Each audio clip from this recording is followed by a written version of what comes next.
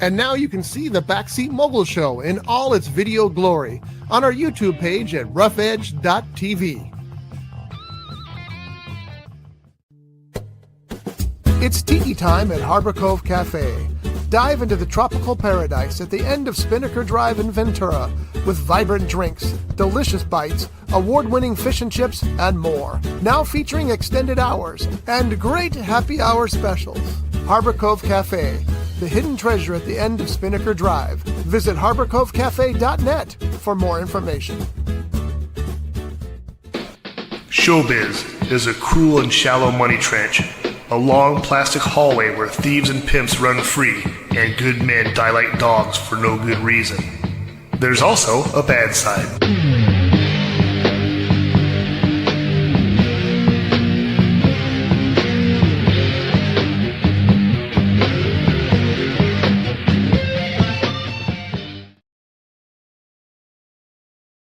Joe Rogan. Hi, it is R. Scott Bolton sitting here on the Backseat Mogul Show.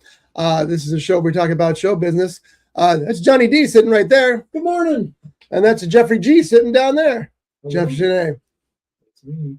Can I start calling you Jeffrey G? No. Yeah, good. That's what that was the answer I was looking for, as a matter of fact. I referred to him as Jeffy G. Yeah, that's even worse. Yeah. Okay, Jeff G. It's like Scott. People said, I prefer to be called Scott. But sometimes they'll call me Scotty. And I'm like, okay, Scotty's okay because Star Trek, right? Well, your son would know very well that I hate being called different things because at the movie theater, I'd forget my name tag all the time. And he had a very special name tag in the drawer that said Geoff, Geoff. And I handed it to me whenever I forgot my name tag. And it made me not forget my Yeah, that'll do it. Yes. Well, Yeah. I call you Scotty B. You call me Johnny D. And other things. Well, and Yeah. Yeah, Scotty's okay. What's the other one that they call me though? Scott. My mom calls me Scoodles, which makes my wife just laugh hysterically. What's the other nickname for Scott? It's Scott, Scotty. There's a third one I don't like. Has anybody ever called you by your first name? All my doctors. Yeah, I'm Raymond to everybody. Or Robo. I always said it was for Robo Scott, but that didn't stick. I tried. Yeah, Raymond is my real first name, which is hence the R in our Scott Bolton. And I do get called that a lot more often at the doctor's offices and places like that because that's my official name. I'll think it's Scotty. I don't remember. There's one more that I don't like. But Scotty's okay because Montgomery Scott. So I'm okay with that. Your brother's the same way. He doesn't go by his first name. Nope. It's Jonathan Douglas Bolton. He's Doug. My mom is Carolyn Sue Bolton. She's Sue. I nipped that crap in the bud with Josh. So nope, enough of that. So Josh is Joshua Scott Bolton. So call him Scott and really What about piss him your off. dad? What's his full name? Glenn Austin Bolton. They're different families that ran together. So he went by Glenn. But I always thought Austin was a cool name. I use Austin in my books when I want to talk about somebody who's, rich and noble, as opposed to somebody who's rich and a crook. But anyway, none of us rich at all by any stretch of the imagination, That we know of. except that in our friendship. Monetarily, we are not rich. Or at least I'm not. Yeah, John, do you look at the three of us? Do you think any of us are rich? Could be. I mean, look at what's his name? The guy that built the Spruce Goose. Oh, now you're confirmed. Now we have 4-inch long nails. Well, what he looked like, he was one of the richest men in the world when he died, and he didn't. He looked like somebody you'd see. He looked like a hermit. Yeah, Howard Hughes. yeah. Howard Hughes. Hughes had some mental issues. Mister Hughes did.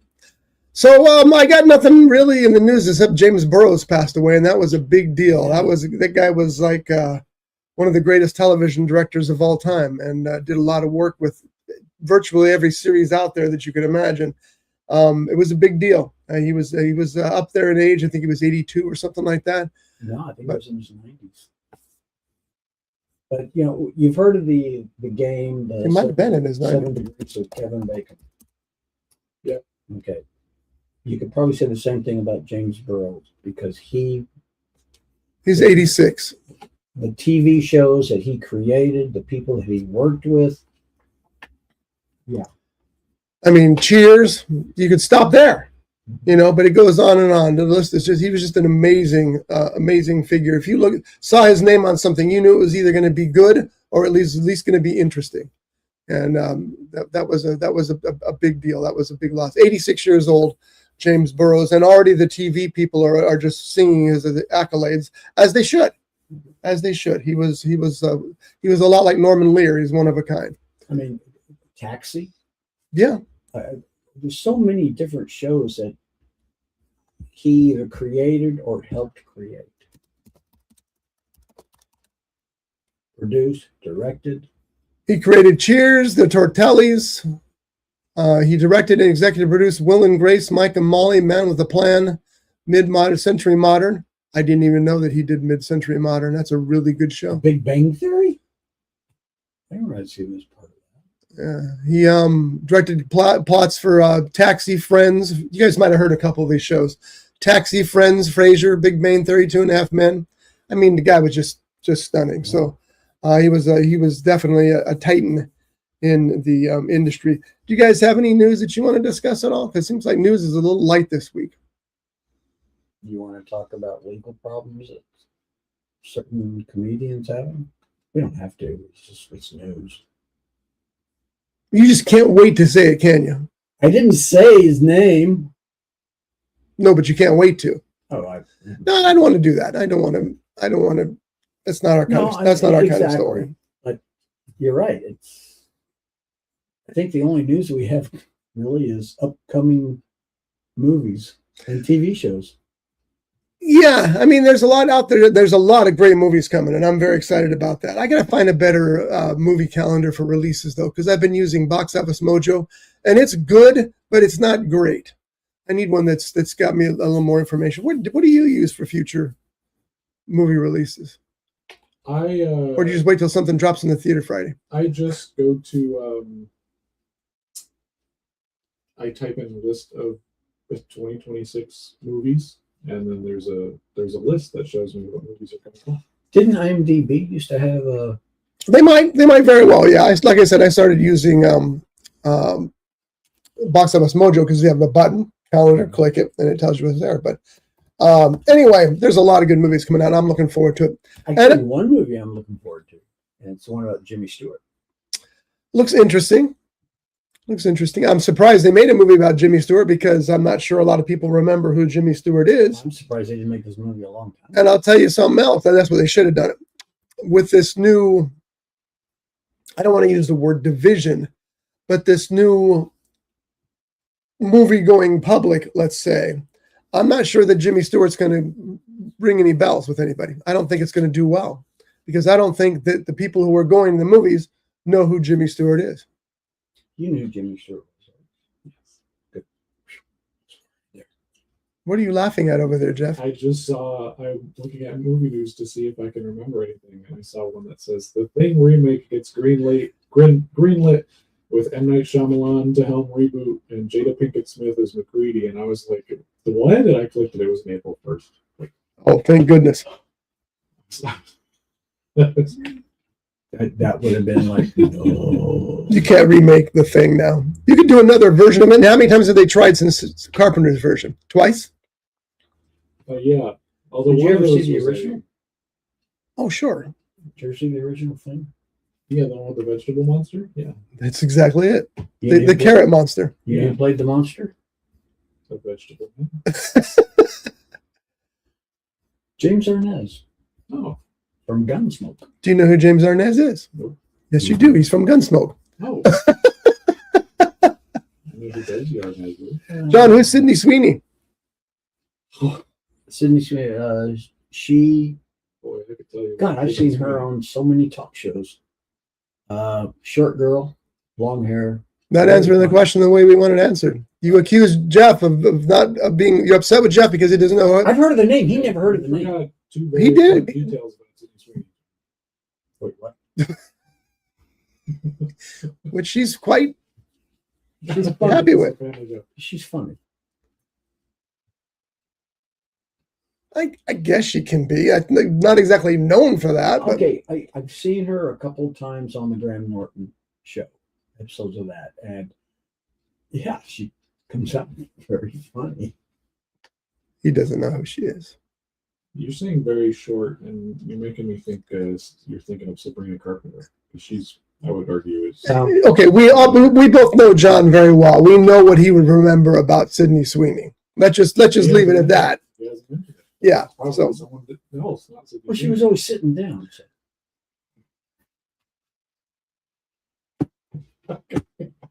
Apparently, there's news that Jim Carrey is working on a Grinch 2, yes, that's true.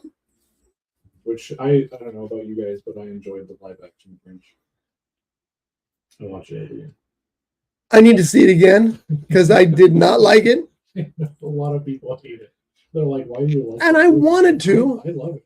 I really wanted to. They're not going to get the lead back, are they? Yeah, Jim Carrey. No, I mean the female lead. Oh, probably. She was doing a lot of stuff last year around Christmas time because it was the 20th anniversary. Wait a minute, am I confused? Isn't she the singer for that band, The Reckless? The Bloody Reckless, or the her band name, but she, had the costume fitted for her, and she redid the song and everything. yeah, she did that for her band. That was part of her the Pretty Reckless. I guess that is her. But yeah, so I would assume she'd come back. Not that one. That one sucked. I did watch that one. I hated that. Okay, this is from 2018. That's the Illumination Grinch done by the Minions people. Oh my god, that was a headache. What about this one? The Grinch That Stole Bitches. That's actually kind of the plot of the 2018 Illumination. Oh, is it really? Because Cindy Lou Who's living with her single mom, and she's like, "Man, mom's so sad. She needs some help around here." So she goes to Santa to ask her to help her mom out, and then the Grinch hooks up with her mom at the end. It's like, what is going on here? It's such a dumb remake. I've forgotten that Ron Howard directed the Jim Carrey one, so that's a big, and Howard's involved in the new one too, right? I think I remember seeing his name there. But Taylor Momsen is the one I was thinking. She's from the band The Pretty Reckless, and her band's very successful. They went on tour with AC/DC this year, and now they're on a tour in a worldwide tour, and they're sold out several dates. They're a killer band. They wrote a song for James Bond as a sample, I guess, and it's on one of their albums. It's called 26 because it was the 26th James Bond movie, and it's killer. They're just really, really good. So, I mean, I guess they could get her back. It's only been 6 years? Is that all? 6 years. When was this made? 2000? 26 years. 25th anniversary. My math sucks. So I don't know if she'll come back or not unless she can bring her band. Oh, wait a minute. Are we talking about the little girl? Yeah. She was in a band when she was a little girl? No, she's in a band now, and it's one of the biggest rock bands on the planet. Oh, and as far as Sydney Sweeney goes, yeah, I was confusing her with somebody else. No, what? No. Yeah, me too. Let me see. Let me look it up because I have a hunch. It's her? Wow. Totally. There's Taylor Momsen from The Pretty Reckless. It's a great band. I mean, it's really, really a great band. She's been bitten by a bat on stage. None of this Ozzy biting the head off. She was actually on stage and the bat bit her. Is this your thing? It's hard to tell with those lines. Could be, but that's. Oh, he has to dish your phone. Really? That's not her. Who is it? No, because the one I'm thinking of is He said short and funny, so brunette. it's a big brunette. Yeah. Oh, I didn't even think about the hair color. Yeah, you're right. I know who he's thinking of. But like I can't think of. You're thinking of Alex Borstein. She was very fun. No, it's not. I love Alex Borstein. All right. So anyway, that's pretty much our news section. We got the stuff out there. And you're not buying the Alex Borstein line? Jeff just comes here to watch us and amuse himself. It's it's better than listening to the podcast because I get to see it in 4D right now. By the way, if you want to listen to the podcast, just go to roughedgefm.com and that should take you there. I hope. I get so confused with all my domains. Rough Edge is the hard rock heavy metal review site. Rough Edge FM is the audio version of the podcast. Roughedge.tv is this version of the podcast. Is there more? There probably is. Yeah. So anyway, that's what's going on here. Did you guys give any thought to what I said last week about taking a TV show from the 50s, 60s, 70s and turning it into a movie? No. One that hasn't been done I haven't seen a whole lot of shows from the 50s, 60s, and 70s that haven't already been turned into a movie yet. So, can't help you there. There's a show that I used to like when I was a kid called Star Trek, and I always thought that would make a good revival. yet. Yeah, it doesn't sound like it. Yeah. I mean, a lot of those like TV show reboot movies don't do that. I've noticed that they never hit that high that the show had. Do you think that's because the audiences change? It could be. I also think that it could just be like they're always kind of directed in this like straight to DVD manner. Like I don't know. I know exactly what you mean. The one I'm thinking about specifically is like. Did you guys ever see the Three Stooges movie? Yeah. Yeah. With Larry David as the nun. Yeah. Yeah.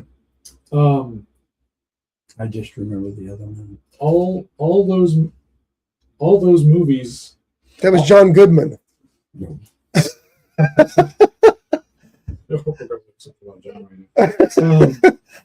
And so like all these like movies based on old TV shows feel like It felt cheap. Yeah. So I feel like there's that. It's just like I don't know, there's not the right stuff going into it. I will say, however, one of the funniest jokes I've ever seen in a movie ever was in that Three Stooges movie. And that's who you're talking about? Okay. That pool scene. Okay. Sofia Vergara was in it. If we can help it, we'll get him to stop doing that noise for the rest of the eternity. So in the beginning, they're playing archery roulette together at the church or whatever. Yeah. And they're shooting the arrow up, and it comes back down, and they're trying to run around and dodge it and stuff.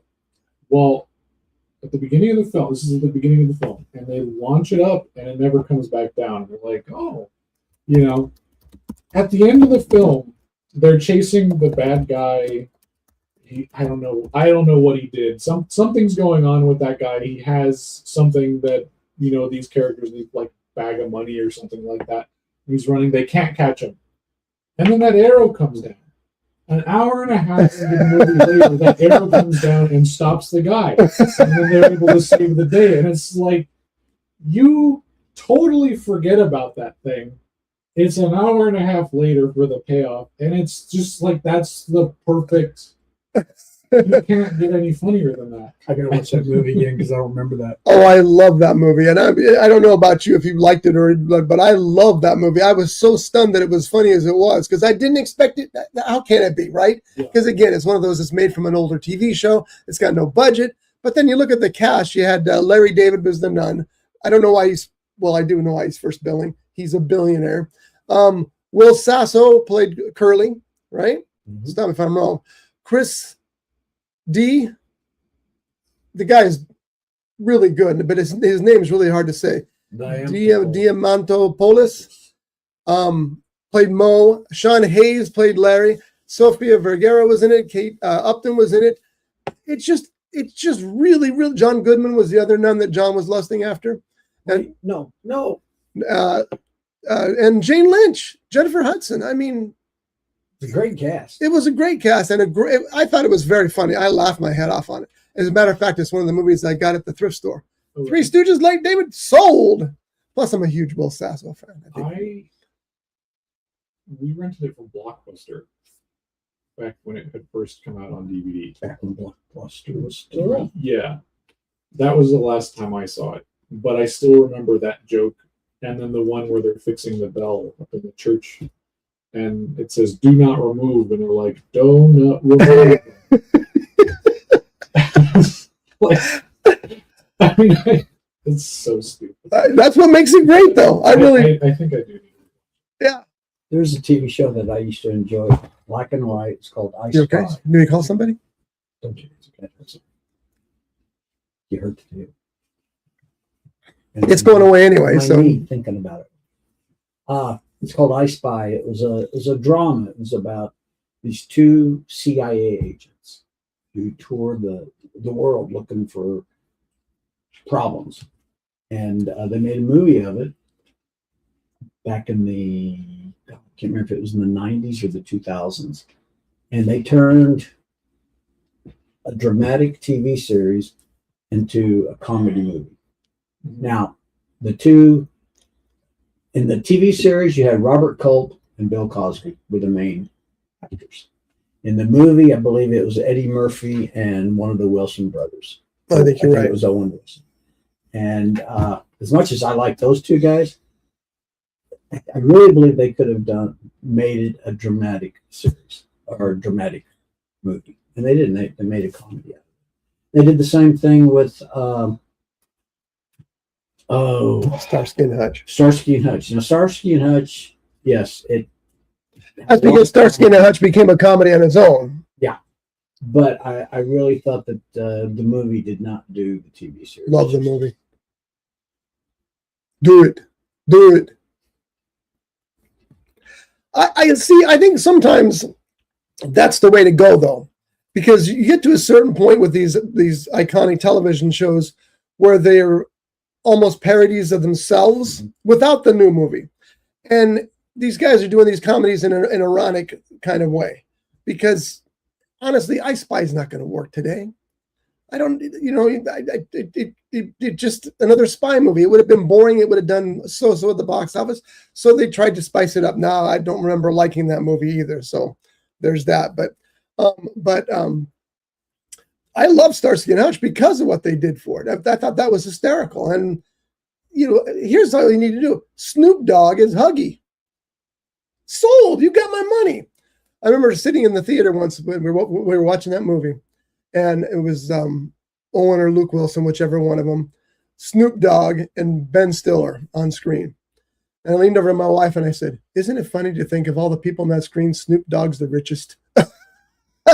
And he was into his rap was there, of course. Plus he was selling the gummies and he was doing all that other stuff that he was so far ahead of his time. And he's besties with Snoop Cat. Yeah. No, what's her name? The homemaker woman went to prison. Oh yes. Martha Hunt. Yeah, no, not Martha. Martha Stewart. Martha Stewart. They're besties. But another TV show, a Western, Wild Wild West. Oh, with Will Smith. Yeah, I thought the movie was terrible. Movie was terrible. It never would have worked. That was a cardinal error in thinking when in production and in development. It just. And yeah, I am a Will Smith fan, but I thought he was totally miscast as. Well, he wasn't. Well, I guess that is the right word. He wasn't miscast for their movie. He fit their movie. It's just that the movie was. You can't have a secret agent who was black in that era. It doesn't work. It just doesn't work. Just factually. And they did that, and that was a mistake. I would have rather, they need to do another Wild Wild West movie because the TV series was great. And if he wasn't the James Bond type that he was in that movie, maybe they could have worked it, but it just didn't fit the era. You didn't believe it for a second. Now, another one, do you remember the TV series Western that Steve McQueen did? How many of these do you have, John? It's like 40? No, this will be the last one. It won't be. That I can think of. Yeah. What was the name of that TV series? Wanted Dead or Alive. Wanted Dead or Alive. Why are you even on the show? I'll just do your stuff. Because I'm the catalyst that gets you. Okay. So they made a movie, but they which movie was great. It was. They did not make it a wasn't Western great. movie. They upgraded the movie and made Josh Randall. The character Josh Randall was the grandson, great grandson, whatever. But it was a modern day telling of Wanted Dead or Alive, and I thought it was great. And the bad guy, Gene Simmons. Gene Simmons was pretty good in that. He was a little too bad. Yeah, Gene Simmons from Kiss. Well, he got his upcomings. Yes, he did. His character did. You never saw that movie. Nope. Yeah. Watch a couple of the episodes, which you can find on. And was it Rutger Hauer who played the? Yeah, Rutger Hauer. Yeah. Hey, if you've got Rutger Hauer, he was a fine actor. Oh yeah. But by the way, that movie's another one that doesn't hold up well. I saw it recently. I love that movie when it was in theaters, and it doesn't hold up well today. It's like it's kind of schmaltzy. Gene Simmons plays a really good bad guy. Sometimes Gene Simmons is just bad. He played a bad guy in that Tom Selleck movie Runaway. Yeah, that was I think his first movie. And I remember sitting in the theater and he delivered his first line. It was a critic screening in Hollywood, and he delivered his first line and the whole audience laughed. No, I think the first movie he did was that stupid Kiss movie with the stupid special effects. The Hanna-Barbera movie. That's all you need to know. Oh, The Kiss Hanna-Barbera movie, it was terrible. which is beloved today, by the way. Weird. Not by me. It's not in your collection. I didn't say that. Of course it's in my collection. Everything But is. no, there are some shows from back in the day that, yeah, it'd be interesting to see them turned into a movie, especially with the talent that we have today. These days, it's almost better to be a movie that becomes a television series. Things are just, it's the world has turned in a strange way. So, all right, let's get to what we saw this. Oh, see, it's the last one. I promise there won't be any more. I may have mentioned this last week. I can't remember. Do you remember the TV? You don't. The TV Please series remember. Space 1999. You remember that? Yeah, you know why that wouldn't work, John? Because it's 2026. No, here's what I'm saying. It was a TV series. Had Martin Landau in it. And A great opening theme. the fact that they had a base on the moon, so it's called Space 1999, and we're going back to the moon to set up a base. I just thought that was interesting. They should call it Martin Landau. Speaking of moon bases, Austin Powers is coming back as well. That's the rumor. Yeah. All right, now let's talk about that. Are you looking forward to that? I watched those movies again a couple of years ago, and I thought they were still funny. I think you have to be in a mood for them. I wouldn't mind it. It looks like they have a lot of fun doing it. I just miss Michael Myers. Mike Myers? Mike Myers. Yeah. And one of them's a serial killer, one of them's a comic. Yeah. Yeah. Joking Baby Driver. You see that? I did. I love that movie. I don't remember that joke. At the beginning of the bank heist, he hands everybody the Mike Myers masks, and he's like, "No, you're supposed to get Michael Myers masks." He's like, "This is Michael Myers." Like, no, the killer. I completely forgot So that they part. robbed the bank with Mike Myers. Austin Powers. I was so enamored with that movie and how they found so many movies, song titles with Baby Driver in them. That It's a great movie. yeah, it was. It was amazing. I almost said, "Oh my god!" I got to see that movie. I don't think I ever saw it. Oh, it's a great movie. Yeah, it's really good. Oh, here there was one. It was a TV series made from movies, and that was Transporter. Now the TV series, I enjoyed the TV series. I like the movies better. Wait, I'm sorry. You're talking about the TV series was made from the movies. Yes. Okay. I want to make sure that's what you said. Yeah. And granted, Well, yeah, you go Jason Statham, this other guy who was also very good, but he's not Jason Statham. exactly. But I enjoyed the TV series. It's very short-lived, but I did enjoy the TV series. Now, there is a movie that, yes, I do have another one. The TV series is an English TV series called The Avengers. Well, they made a movie called The Avengers. And as much as I like the actors that were in it, I did not care that much for the movie. I was trying to find the guy who played the transporter in the television series. Is it that guy that Frank something? No, I don't think so. Him. That guy. But what's his name? And the reason I'm bringing this up, I do have a reason, which is unusual in this show, but it does happen sometimes. His name is Chris Vance. And it was a pretty decent TV series, but here's the weird thing. It's just a weird sighting. Shelley and I were having lunch at Winchester Grill down in Ventura. And this guy comes walking up the street, and I'm looking at him going, dude, looks familiar. I wonder, maybe he runs one of the bars here or something.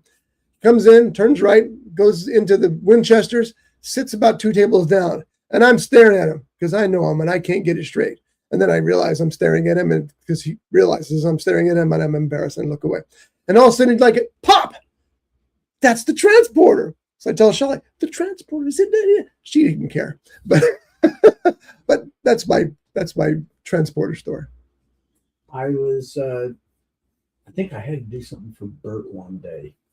I was down by the, it was a coffee shop one of the coffee shops he liked over there, not far from the office. And I go in to get something for him, and I come out and I see Robert Patrick and this other guy. They had rolled in on their motorcycles, and they were sitting down enjoying coffee. And I did what you did. You're staring at the guy, and then it hit you. Oh! And of course, if I was my brother, I would have gone over and got his autograph. But I couldn't do that. The autograph that I got for you, yeah, that's the only time I've actually gotten autographs is when I'm on when I was on a movie set. It's not true. See, flat out lies. Did I get your autograph? Yeah, what about the Godzilla guy? You got that autograph when you were driving him. Who was the Godzilla guy? The producer whose signature you got me and said he even wrote Godzilla on the.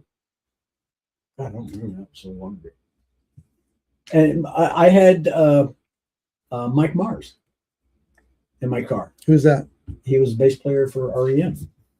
And I didn't get his autograph, but had a nice conversation. Not Mike Mars. It was Mike. Yeah, I was gonna say. Oh, God, what's his last name? He was Venus. Mike Venus. Who? What? Mike Venus. No. He said Mike Mars. Mike Pluto. All right, enough of celebrity sightings. I shouldn't have opened up that. Hey, wait. What? Jeff has met he's got a couple celebrities at this table right now. Oh, okay. He's got. Have I told you a celebrity story? I didn't know I could. No, tell us your celeb since we're doing it. Yeah, let's hear it. We're in a movie together. Oh, really? Oh, yeah. Don't let him misguide you. Dude, that was a hint. Yeah, and I ignored it. Yeah. I want to hear the celebrity story. The sightings and not talking to the person. I have one that comes to mind. I saw Jason Segel over at Hypno Comics. Oh yeah. I parked right next to him, and I saw him, and I'm like, "Who's that guy? Where do we know that guy?" And then he's standing there. He looks at me. He waves, and I was like, "Oh hey!" And I'm like, "That's the guy from that movie, Sex Tape with Cameron Diaz." Because we had that. This is a weird story. We had that movie. Doesn't have to do with your sex tape, does it? No, I don't do that. Okay, that's smart. No, sir. Yeah. I don't know if I can tell this. Just now that I'm thinking about it, I don't know if I can tell this story on the show. Is it close, It's a or is it? show. It has to do with the Regency. about that movie. And I was debating on telling him this story, but I was like, I shouldn't.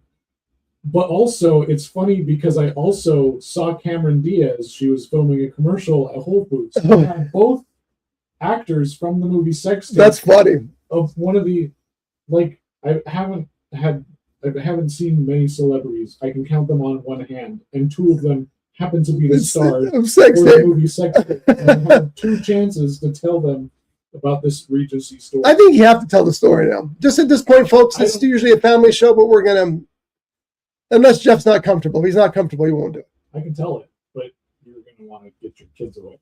So kids, don't listen. This part's boring. It's adult stuff. It's about money and checks. One of the wildest stories I have from Regency. You got to tell it. It was a slow Monday morning. Starting at the movie Sex Tape, which is about Cameron Diaz and Jason Segel filming a sex tape, and then it gets onto the cloud and it gets leaked out, and they try to get it back.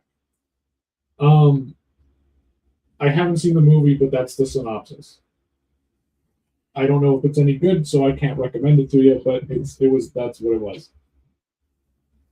This lady comes out at the end of the movie, and she says to me and the other coworker that I had there, it was just three of us working, me and my coworker, Kayla, and then the manager, Natalie. And she says, I would like a refund. And I said, well, was something wrong with the movie? It just got out. Like, are you okay? And she says, I had to move 3 times because there were men in there. You know. Really? Yeah. Oh, and she said, I got up and I moved to another seat, and there was another man doing that. And then I got up and I moved to another seat, and there was another man doing that. She says, she points her finger at me. She says, you should keep an eye on those boys going to go see Cameron Diaz movies. That should be your first. I'm like, she doesn't even do nude scenes, really. It's like, and you know, I don't know, Cameron Diaz. And I'm like, well, why didn't you tell us the first time? Yeah, exactly. You did. This encounter happened once is bad enough. Times. The movie's over. We can't do anything for you. You know, like, what do you want us to do? She's like, well, I need my money back. And I'm like, our policy's 30 minutes, but like, I don't know what to do here. So my manager tells me to go check it out. This is where it gets good. She handles the customer. I don't think we give her a refund for that. You can't. She stayed and watched the whole movie. Yeah, she stayed and watched the whole movie. Well, I mean, but she moved 3 times. Yeah, that's just like, if someone whips it out, John, are you going to? You might be the wrong person to ask. And then if that person next to you whips it out again, are you going to move to another seat, or are you going to go tell someone the first time it happens? Well, I would like to know, why was she watching the guy do it? Why wasn't she watching the movie? Here's the big question that I have. Here's the rub. Sorry. Yeah. So I walk in. The credits are rolling. 3 people are sitting right next to each other? Yeah. There's one guy here, a seat in the middle, and one guy here, and then the other guy is in the seat right behind him. She didn't move very far. And then I thought, how many people were in this theater? So we go check, 4 tickets sold. What do I do with that information? So my manager comes, and she's like, that's where they're sitting? I'm like, yeah. And she's like, she moved 3 times. That's what she told us. And I'm like, Natalie, I'm not going to clean this up. Yeah. You know, and she's like, well, I don't know. And, those 3 guys left, and we looked, and, luckily, if they did anything, they cleaned it up because I didn't have to do any extensive anything. Thank God. But, I mean, what was she doing in there? The whole thing's weird. It's a weird The story. whole thing is weird. It doesn't make any sense. No. So when I saw Jason Segel, I wanted to tell him that. You know what? He would love that story so much. I don't know. He was with his wife. They were that's comics, and I'm like, do I stop the guy and say, hey, I got a weird story for you? Yeah. And then Cameron Diaz, she's in the middle of filming a commercial, and everyone hey, I got a story for you. That one's a little weirder. Yeah. Plus, those people were very weird filming the commercial. So, anyways, I mean, if the woman, it's weird. she watches the whole movie, then she wants her money back. That's like going to a steak place. You order a steak, you eat the whole thing. I think you're missing the point here, John. You're missing the point. And somebody whips it out next to you. Yeah. How you like that steak, John? But without hollandaise sauce. What do you do at that? It has nothing to do with the steak or the movie. It has to do with who's sitting next to you. Yeah. I mean, if she got up with it, when she first noticed it and complained. But that's not what she do. She sat on this guy's left, this guy's right, and then behind him. There's a whole theater. Yeah, exactly. It wasn't even theater 3 or 4, the smaller ones. It was number 6, which has over 150 seats in it. You could have chosen anywhere. No, there's something going on there. Exactly. Yeah. Anyways, that's my story. You're good to bring your kids back. Okay, kids can come back in. We'll probably keep it going because we have a hard time sometimes. But Well, they were having a hard time. see, told you it wasn't over. Yeah, that's why theaters are great. Theaters, I think, people always ask me, my son needs a job, where should he get a job? And if he's of high school age or so, I say, go to the movie theater. You get such an education there. You learn about all the different aspects of business, including the money, the stock, the inventory, all that stuff. Plus, you get to interact with people who are weird like that, and some people who are just terrific people. And you get to see movies for free. And if you're lucky enough, Well, sometimes you do. It's not guaranteed. and if you like to play video games, going after everybody's got this big giant screen that you can play video games. That's definitely not guaranteed. Yeah, that shouldn't even be mentioned on the air because that's an F. I didn't say who did it.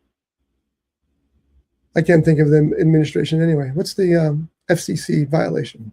It's not, but that's the point. Yeah, I told you guys my favorite theater story. It's nothing as kinky as Jeff's. Not that Jeff was involved, but that is a pretty kinky story.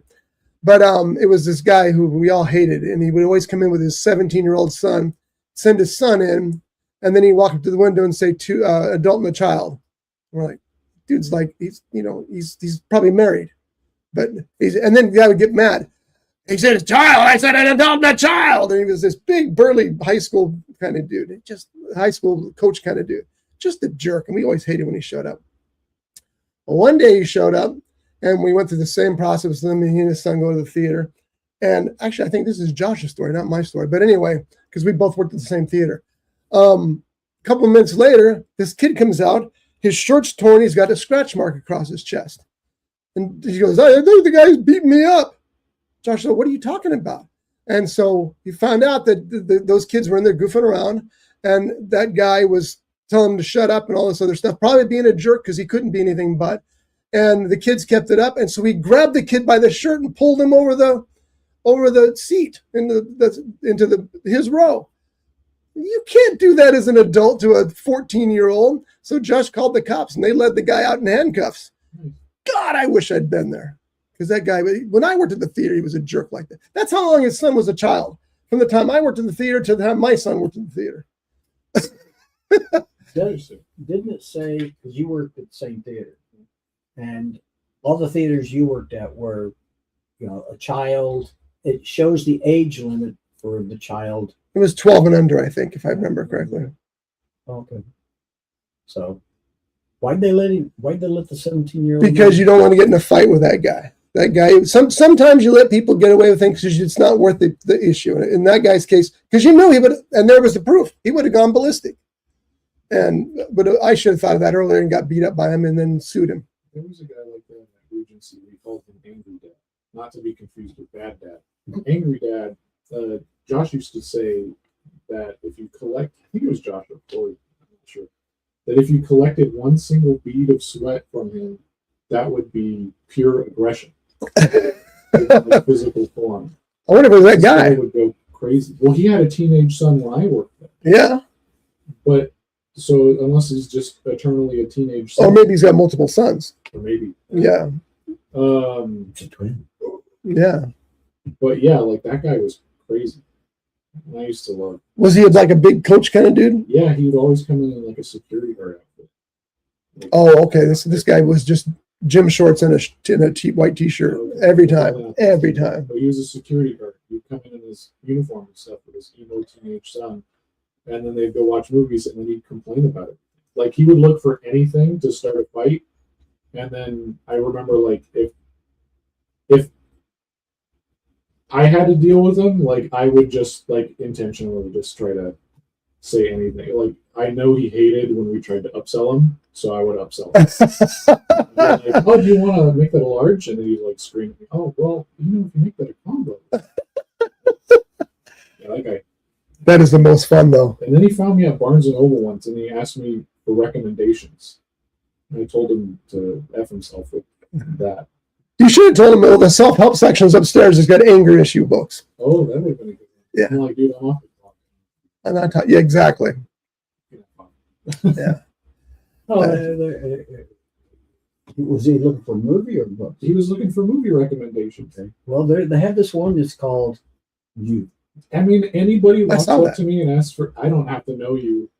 That was like, I mean, there's a funny story my mom has that like I got texted by a random number. I didn't know who the number was. It says, hey, is this movie any good? And I gave them a whole paragraph like thing. And then at the end, it's like, by the way, who's this? Did you ever find out? No. But it's like, I'm willing to give it, but that guy was just like, no, I'm good. Yeah, there's some people you'll talk to, some people you won't. Yeah. He was one of those guys. All right, so let's talk about what we saw this week. Jeff, what did you see, sir? Toy Story 5. Yeah, I'm really excited about this. But let's hear the review, and then you have a sub story to go to it. Yeah. Okay. Yeah. Toy Story 5 was actually really good. It should have been 4. Because I didn't care for 4. Well, a lot of people didn't care for 4. Still made a ton of money, but a lot of people didn't care for it. I think in part by my theater experience is why I hate 4, but I don't really care for the film. This one was really good. It kind of surprised me in a few ways with the direction that they went, the characters that they decided to focus on, and the themes of what they were talking about. I don't want to get too much into it because spoilers, I suppose, or maybe you just want to go into it blindly. But well, the whole movie's about tech, like iPad kids. Yeah, that was an interesting take, I thought. I mean, I've only seen the trailers, but yeah. Yeah, which like, I mean, I hate iPad kids. Like, just you're just 24/7 on the phone. Like, learn to put it down, go outside or something. This it has an interest. You think it's going to go one way, and then it kind of goes another way, and it's a really interesting story. It's very heartfelt. It's very emotional. It's more of Jesse's story than Woody and Buzz. They kind of like take a backseat to the film.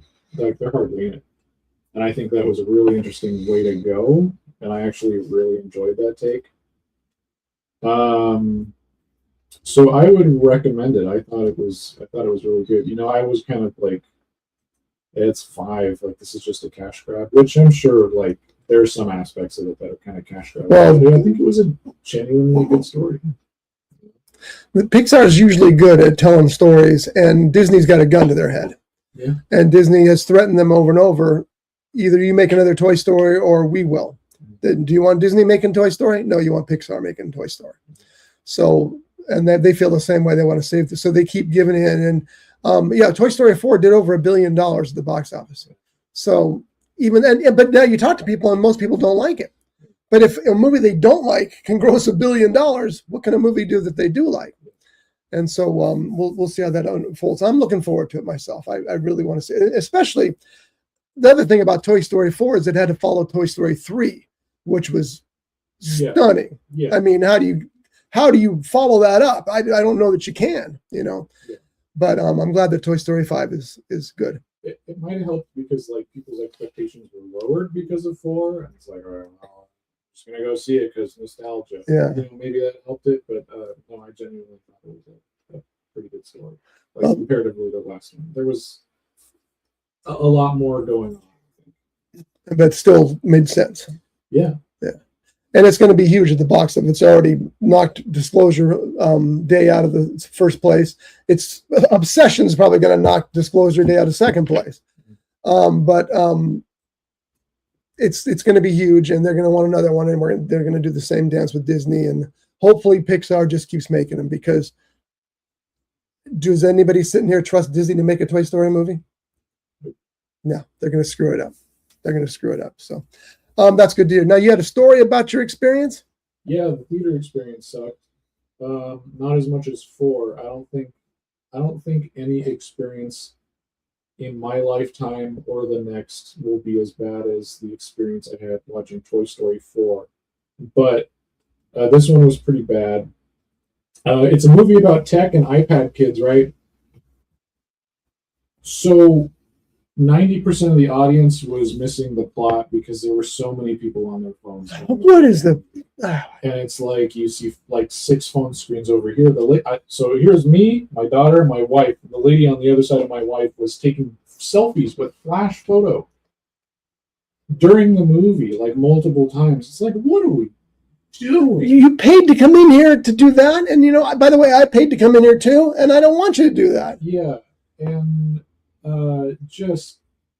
I mean, like, I get it's a kid movie. You can have screaming kids, but don't egg your kid on, because then they're like, oh, I can just talk to the whole thing. Because there was a lady who was like egging her kid on and like responding to everything, and then the kid was just getting louder and louder and louder.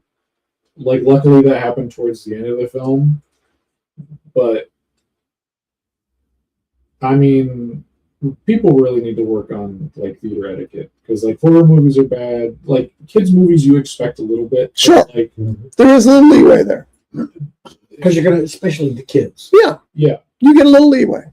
But like that's when you teach them, though. Yeah, like my kid knows. She's not even 5, and she knows when the movie starts, it's quiet time. Unless I got to go to the bathroom, it's we don't talk. Right. And like she'll lean, if she has a question or something, she'll lean over and she'll whisper it. But she's 4, so my 4-year-old can understand that concept. This is a wrong show to say what I have to say next, but your 7-year-old can get it as well. And your 40-year-olds can get it as well. So, and I was just telling Jeff about my son Josh had an experience. He went to see Backrooms, and it was just him and his wife, and then these 4 or 5 kids came in after the movie. After the movie had already begun, not just when the trailers had begun and the movie had begun.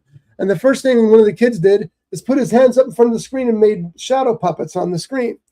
And Josh turned around and because my son's very calm and collected and cool and talks to people in a nice, easy tone. And he said, "What are you, an effing child?" And he said, to that guy's credit, that guy sat down and shut up the rest of the movie.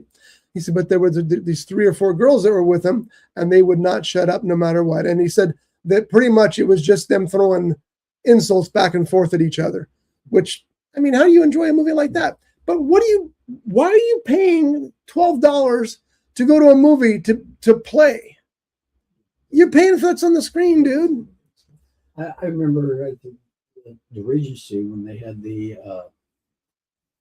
what was it? The dollar days. Was that Tuesdays? Yeah. I'd go in there and watch a movie, and that theater was a magnet for the homeless people to come in. And okay, fine. I'm sure hopefully you paid your dollar to come in, or whatever much it was. So they start talking. I mean, they're way over there. I'm way over here. And I could still hear what they're saying. Mm-hmm. It's like, would you please shut up? And I should have said that, because then they got louder, blah, blah. I remember the first Batman movie I went to go see, which was down Burbank area. And these people were all talking during the movie. How can you enjoy the movie when you got people talking? And it's not like they were talking like this. They were talking loud. I hate that. Here's the thing. You paid for the movie. So if you want to go there and talk, You paid for the movie. But guess what? I paid for the movie too, and I want to watch the movie. So go somewhere else and talk instead of the sanctity of a movie theater. And I do think the movie theater is my church. It's sacred to me. Go there, be quiet, watch the movie. That's what you're there for. And I don't understand these people who go there and play and go there and giggle and talk all the way. Shelley and I used to have a saying, because it didn't matter whatever theater we went to, and thankfully this hasn't happened for a while, but the interpreter would always sit right in front of us. And I swear it happened like 9 times in a row with just the two of us in the theater because the movie wasn't very busy. 2 rows in front of us, a couple sits down. One of them doesn't speak English. The other one's translating every single line for him. It's like, don't, have some respect for somebody else. That's all there is to it. And unfortunately, you don't see that. And I think that's part of what's keeping people away from movie theaters too. And it's not like, because I used to be very vocal and stuff would happen like that. I used to tell people, shut the F up. I would, if someone was on their phone in front of me, I'd kick their chair and stuff like that. I did not care. I got very vocal, and usually people would be on your side about that. Yeah. I feel like in recent years it's flipped. Everybody's all for this stupid behavior in theaters, because like there's been a dozen horror movies where people have been like turning it into comedy shows because they can't handle their emotions, that they're scared. They got to have tough guy masculinity, and I tell them to shut up, and then everybody starts chiming in. Well, that's what happened in Toy Story 4. Like the whole theater turned on me, and I was like, okay, that's crazy. Yeah. So I don't say much anymore. Like if someone's on my phone, I'll just go like this. I'll watch the movie like this, because like you never know. If you're gonna say shut the F up to someone, they're gonna like try to fight you or something. It's crazy. John has a habit of checking his email in the middle of a movie, and it drives me friggin' nuts. Yeah, you should say something to him about that. Oh, wait. No. Because the screen, usually we're a seat apart, and he lights up that phone, and the whole thing lights up. You know better than that. What are you doing? Well, I try and hide it. You don't. At least I don't. You usually stand up and go, I got an email. Okay, it's not that bad. Once. But it's I am literally publicly shaming you because it's starting to bother me again. Yeah, but you do it on your watch. Only when there's an emergency. The other day I was waiting for my wife at the dentist office, and I might have to hear from her. So I did have my watch, but it's also in theater mode. And normally I ignore my watch completely. So nice try. And you want to compare glows? Turn on your phone and turn on my watch and see what you see better. Let's go. No, lights are on. Can't tell. I know, it didn't matter. Anyway, I really do think of the church, as the theaters as my church. And not just the movie theaters, but with rock and roll theaters, you're going to see a band like Motorhead. Don't talk during the band like you could hear during Motorhead. That all you hear is Motorhead. Okay. Actually, you probably could, because no, you couldn't. Oh, that's true. Today you could. Yeah. But no, even the beginning of the theater, at least I think they still do it. It says mute your phones or turn your phones off or something like that. But no, they can't do that. Sorry. I know. It's annoying. It's just go and respect the movie. It's all about respect. Mm-hmm. It's like the people. If you want to talk, go out in the lobby and talk. It's like the people who complain, oh, that movie cost $12. I'm not going to the movie. So you won't pay $12 to see a movie that cost $250 million. Okay. I don't get it. That's just me. And I actually stole that from Mad Magazine. Guy, one of those little cartoons in the corner. Guy said, probably back then, $8? I'm not paying $8 for a movie. You won't pay $8 for a movie that costs $100 million to make. Now, earlier, one of you said, I think it was you, Jeff, you mentioned money grab, or maybe it was you, Scotty, money grab, because of Toy Story 5. Maybe it was, the Lethal Weapon movies. I think Lethal Weapon 4 basically was a money grab. My understanding is the only reason that Gibson and Glover reprised their characters was for the money. They didn't need the money. They just asked for an ungodly sum and they got it. Well, it looks like they're going to be doing a 5th Lethal Weapon. Yeah, you know what? Development. I don't believe that. That has been in development for 10 years now. I don't think it's ever going to happen. I really don't. Because I just read that. I know Gibson, it's in there all the time, but I would be interested. I enjoyed the Lethal Weapon movies. I met with Joel Silver, who's the producer of those movies. We were pitching him the Dirk Pitt movies, and he told us a story about Lethal Weapon 4.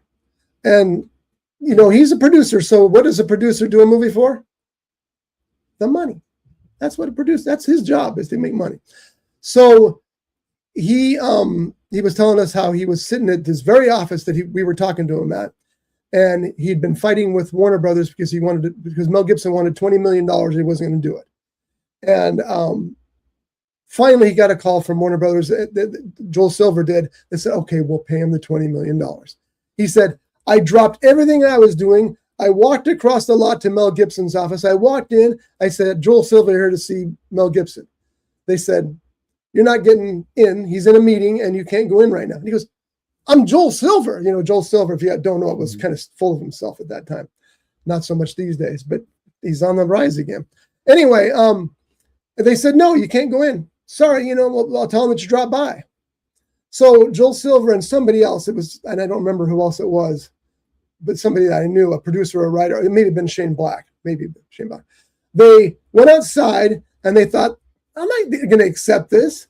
And they realized that if they crept through these bushes and came around the back, they could come to the back sliding glass door of Mel Gibson's office. So he said, so we slipped through that sliding glass, that bush to the sliding glass door, and I was banging on the door, and Gibson was sitting there having a meeting, and he turned around, "What the are you guys doing here?" And he finally opened the door, and he said, "If you say yes to Lethal Weapon right now, I can get you $20 million. And Mel Gibson did the right thing and said, "Yes." And that's, so yeah, it was, and that's all Joel Silver cared about, was getting that movie done, because he knew it would be a hit. He knew he'd make money on it. And the studio was willing to pay Mel Gibson his $20 million. So I heard that story straight from the horse's mouth, is why I wanted to tell it. He turned us down, by the way. So going back to what I was saying earlier about movies that became TV series, they did that with Lethal Weapon. And that was a decent series. Yeah. But that guy ruined his career. I thought he was good. He was good, but he ruined his career with his personal life, much like the guy who played the Flash did. Which Flash? The one that the guy ruined his life with. Oh, the one that they kept the movie in the can for a long time before they finally released it. Yeah. They did release it. I can't remember what his name is. Bob, yeah, wait a minute. He was one of Bob Odenkirk or them, something. or they. No. Doesn't he one has the pronouns? I can't remember. So many. He's the guy who was show up and purportedly showed up at people's houses high as a kite and slept on their couches when they were upstairs sleeping and they didn't know he was there. He kidnapped people and held them hostage for a week, and then he went on this rampage in Hawaii where he was just breaking into people's houses and going crazy. And then that's when they released the Flash. During that time, it's this just. You're writing off all these finished movies like Batgirl and Coyote versus Acme. And it's of all the movies you're going to throw away, it's not going to be this one. Yeah. Going to be a bomb. Yeah. Yeah, Warner Bros. Dude. I don't. Who played Coyote? Who is the Coyote? I don't know who plays Coyote. Some guy. Is there anybody? No, well, there's no voice, right? No, I thought it was Coyote versus Acme. Yeah. There it is right there. There's the live action version. No. You didn't hear that, folks. But anyway, yeah, it's all I know is Will Forte's in it, and it's supposed to be terrific. And John Cena's in it too, right? And it's supposed to be terrific. Yeah, we saw that. Yeah, it looks really good. I'd like to see that. They dropped that movie. They weren't going to release it, and the people who were in it and involved in it were like, "What are you talking about? It turned out great." And too bad. We can make more money off it. This is the problem. They can make more money off it by dropping it and collecting taxes than they can by releasing it. So that other company bought it, and I hope it makes $200 million. No, that's what they did with that Batgirl movie, right? Yeah. And they deleted it off all their because there were people that were going to go in and try to save it. Yeah. And they're like, nope. And then they went in and they deleted the server. So that movie's gone. Yeah. Oh, that's a shame. Somebody's got a copy. Someday. I'm convinced of that. It's like the Epstein files. Somebody's got a copy. Well, The difference is that the Batgirl movie may get eventually released. Okay, so that's all you saw this week? Yep. John, I know you saw nothing. And why is that?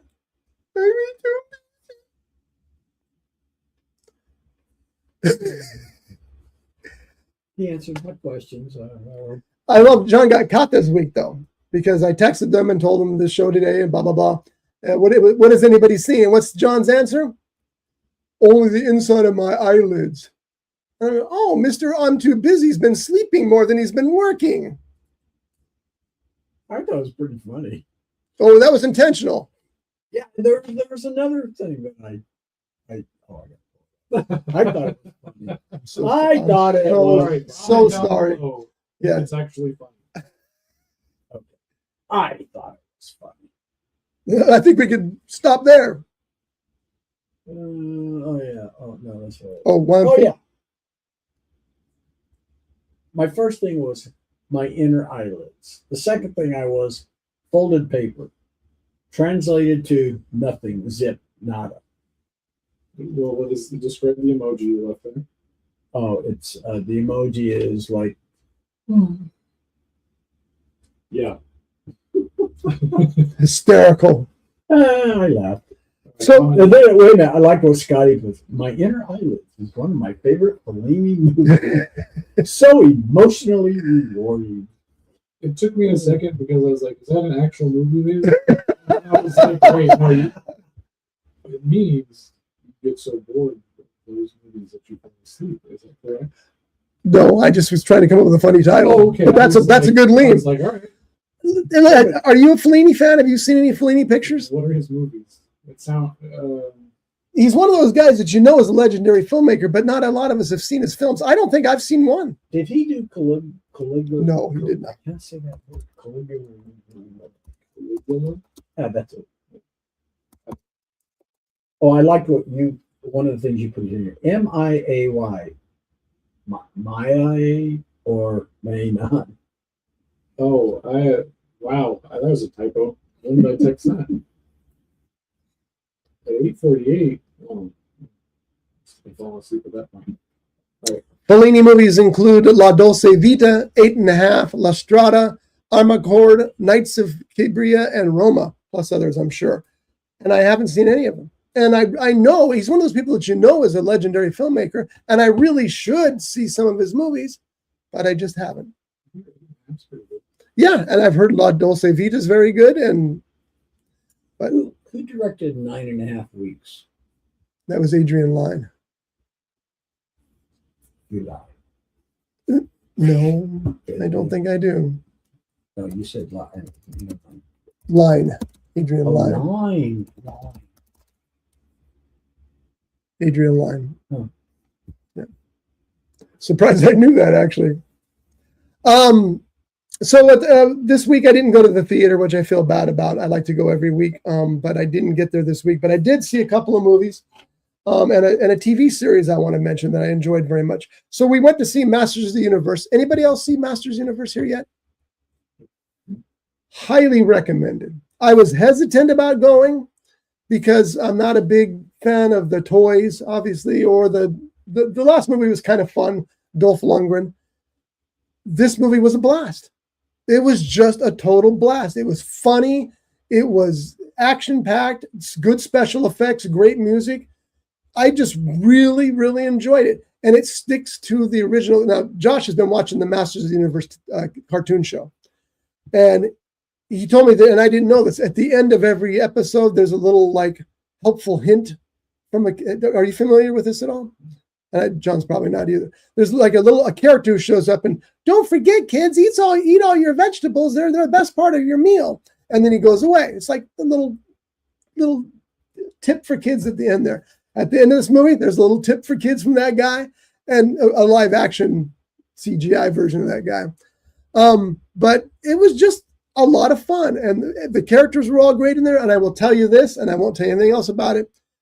I think it has one of the best cameos I've ever seen in the movies. It was terrific. So I definitely recommend Masters of the Universe. So much better than I ever anticipated. It was pretty amazing. I'm trying to catch up on my Marvel movies so that I'm ahead of the game on when Spider-Man comes out next month. So I watched Ant-Man and the Wasp, which typical Marvel, neither rose above or rode below, just typical Marvel. I watched Shang Chi and the Legend of the Ten Rings. Freaking amazing! Have you seen that one? Mm-hmm. Did you like it? It's okay. You don't seem thrilled. I was thrilled. Jeff wasn't. You haven't seen it, so we got a three-way thing. What was the title again? You gonna make me say it again? Yes. Shang Chi and the Legend of the Ten Rings. Oh. I really thought it was amazing. No, you know what? I saw that. Maybe because it was coming off Ant-Man, and it was. That'll do it. Yeah. And then I started to watch Eternals, and I'm about halfway through it, and I can tell you it is easily the most boring Marvel movie that I can think of. It's really tough to get through. And I think the running time's like 2 hours, 40 minutes. Why? It didn't need to be that long.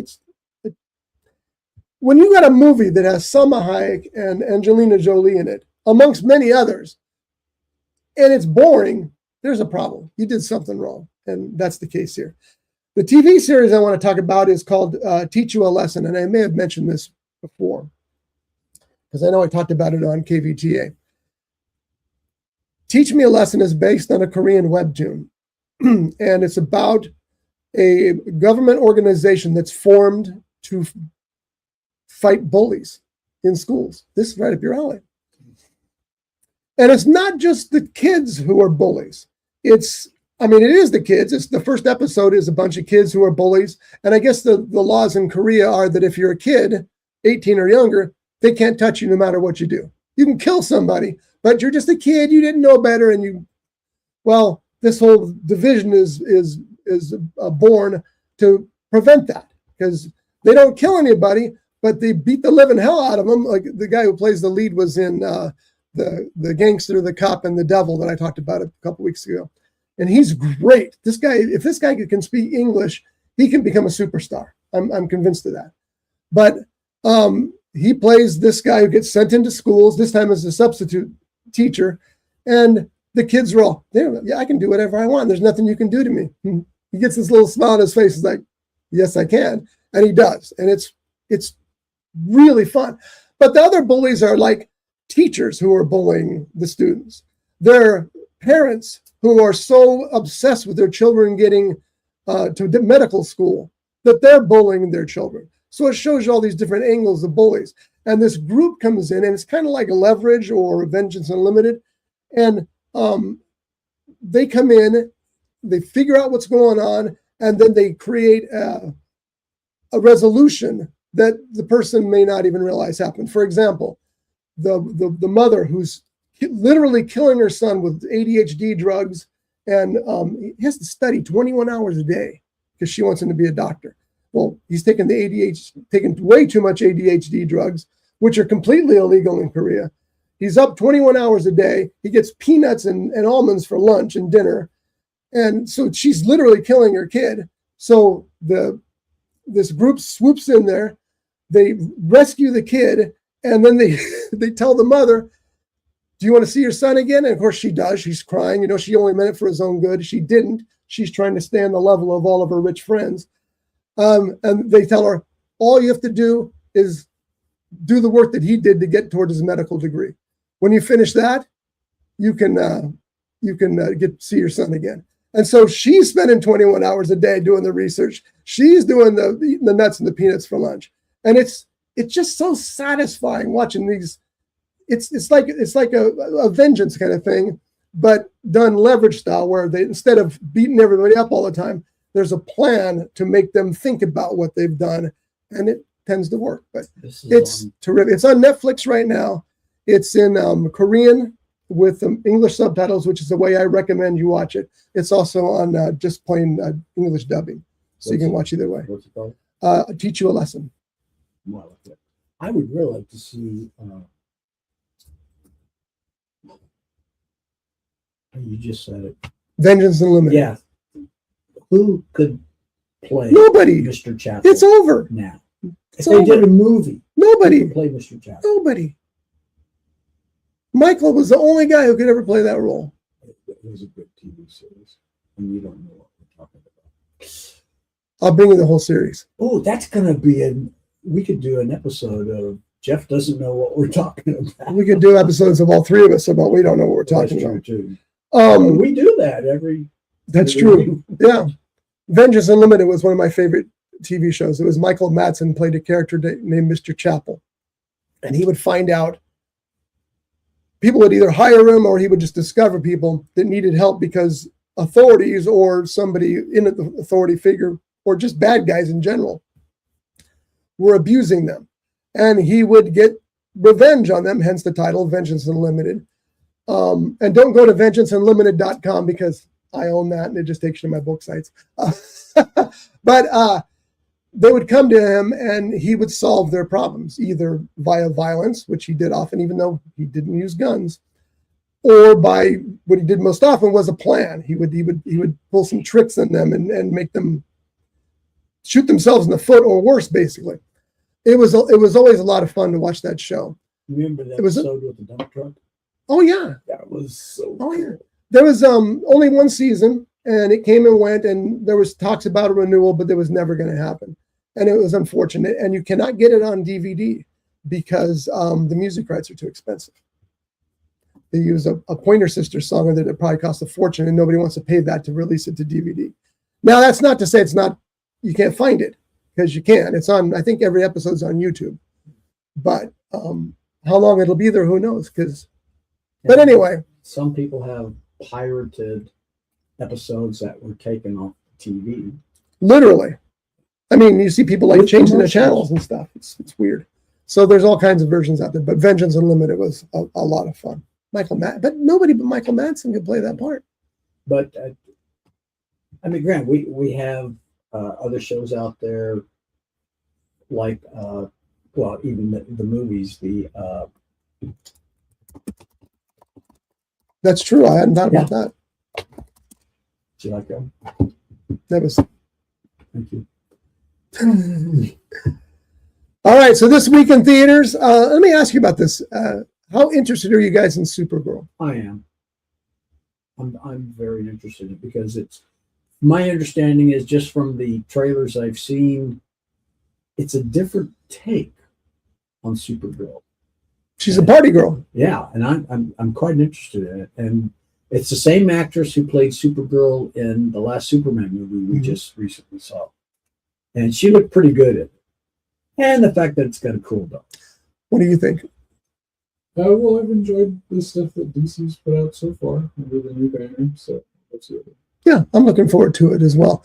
The actress in that, Millie Alcock, a lot of people are saying, let me rephrase that. A lot of trolls are saying the movie's going to bomb because she's ugly. Did anybody in this room think she's ugly? No. What the hell's that about? I don't get it. Welcome to the Jungle is also out next week. So is Jackass, Best and Last. You know where I'll be. I'll be watching Jackass. I love those movies. Lucky Strike, a new movie with Scott Eastwood. 40 Days and 40 Nights with Annie Potts. And a couple of others as well. So for my money, I'm going to Jackass or Supergirl, or maybe both. I might go see both this. Do you remember the first time you saw Annie Potts on the big screen? No. I remember. Of course you do. It was a stupid movie called Corvette Summer. She was in that? She was in that. She played the love interest. I didn't know that. Yeah. And also the male lead in that was Mark Hamill. I remember that, yeah. And that I was really big into Corvettes back then. And the C3 Corvette that they used, the custom job they did to it was, well, every Corvette person that I knew back then thought it was atrocious. It's terrible. John has no problem with abusing children, but abuse a car, he's going to smack you. No, you use it, child. You need to have that car run over you several times. Forward and reverse. Yes. Moana is out on July 10th. So is Evil Dead Burn. Jeff, have you seen the trailer for Evil Dead Burn? I know you don't like it because it's not really Evil Dead. Yeah. But I just didn't get the last one. So, and this is, they say it's pretty much a direct follow-up to that last one. I'm burned out on them. Ah, that's good. Do the drum roll. Wait a minute. Anyways, yeah. I got numbness in my hands. I thought the trailer looked fun, and I liked the last movie too. So even though it telegraphed everything, but that's why we do this show, because we all are thinking differently. And July 17th is The Odyssey. That's the big one this year, I think.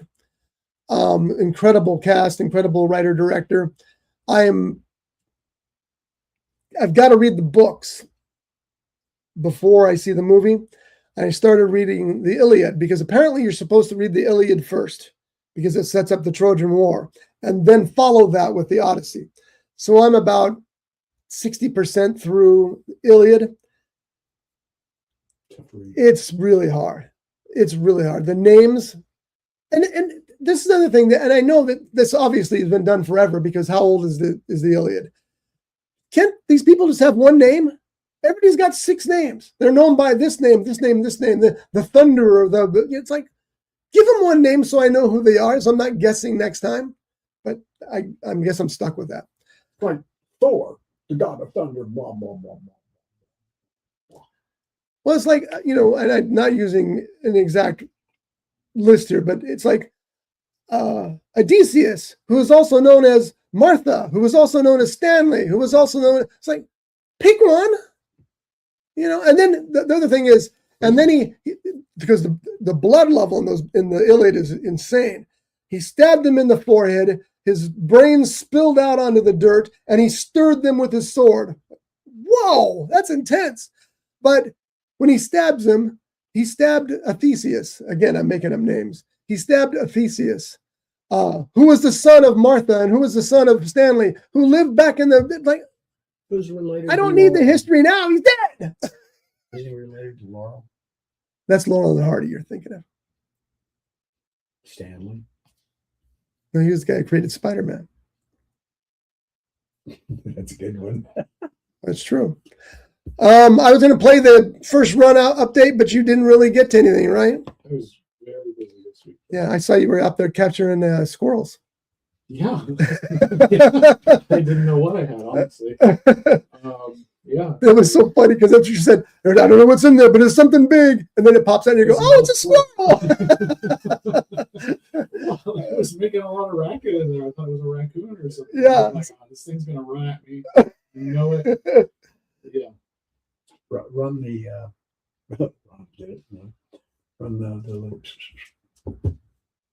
not that Very one. descriptive. Yeah. Well, he knows what he's looking for. It was already up there someplace. I lost it. No, go keep going. No, the other way. Talking about Mm, this? No, up, go up. There's nothing. Right there. No, there it is. Isn't that it? What are you talking about? The thing in the corner. John, use your words. The GoFundMe. Oh, okay. There's the GoFundMe if you'd like to support Jeff and his film First Run. Look at that.